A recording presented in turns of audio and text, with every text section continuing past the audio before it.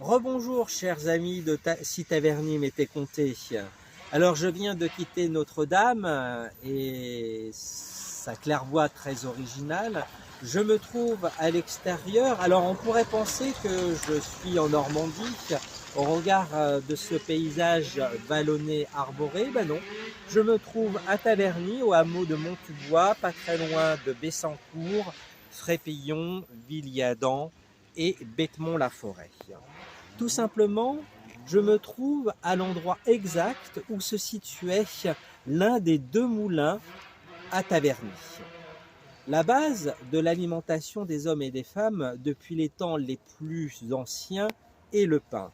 Alors le pain, sous ses différentes formes, galettes, blinis, grèpes. Mais cela nécessite donc du blé. N'oublions pas que Taverny a un riche passé agricole avec sa plaine. Et donc, qui dit blé, dit farine et dit automatiquement moulin. À Taverny, il y avait deux moulins. Le moins connu est le moulin de Beauchamp qui aurait existé au début du XVIIe siècle, situé au creux de la vallée dans la plaine de Beauchamp. Le second porte le nom de Moulin Saint-Jacques ou Moulin de Monttubois. Alors, pas très loin se trouve la ferme de Monttubois. J'y avais évoqué l'existence de la chapelle Saint-Christophe et de la fête qui avait lieu chaque année. Ce moulin était situé sur le haut de la crête, au bout de la forêt de Montmorency, à la limite de Bessancourt, sur le chemin de Frépillon à Monttubois. Disparu lui aussi, mais sa présence est signalée sur les cartes et plans anciens, dont les archives et dont le nom est encore couramment utilisé.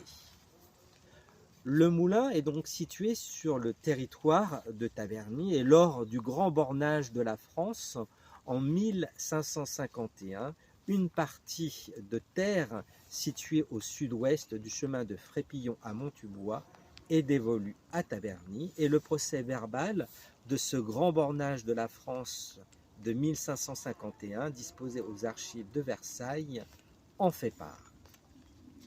Par la suite, le moulin de Saint-Jacques a cessé son activité dans la première moitié du XIXe siècle. En fait, son activité a duré au sortir de la Révolution française pendant environ une quarantaine d'années.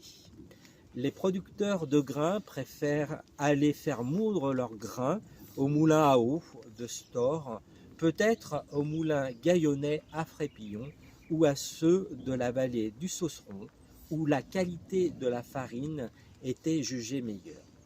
Puis enfin, les moulins ont été mécanisés, entraînant la disparition de moulins tant avant qu'à-eau. Et donc, l'hypothèse avancée, c'est que ce moulin qui se situait juste à cet endroit serait un moulin à vent. La ferme de Monttubois et ses terres étaient la propriété du baron du Barret. Il les a vendues vers 1832, puis elles ont été démembrées en 1840. Le moulin de Taverny disparu ne laissera que son souvenir et le nom d'un lieu-dit. À la fin du XIXe siècle et au début du XXe, Monttubois est connu des habitants de Taverny et des villages environnants pour ses débits de boissons.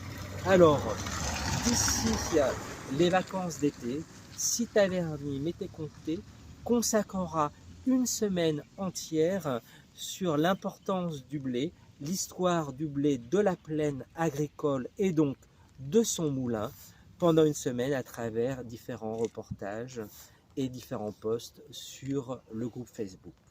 Je vous dis à très vite.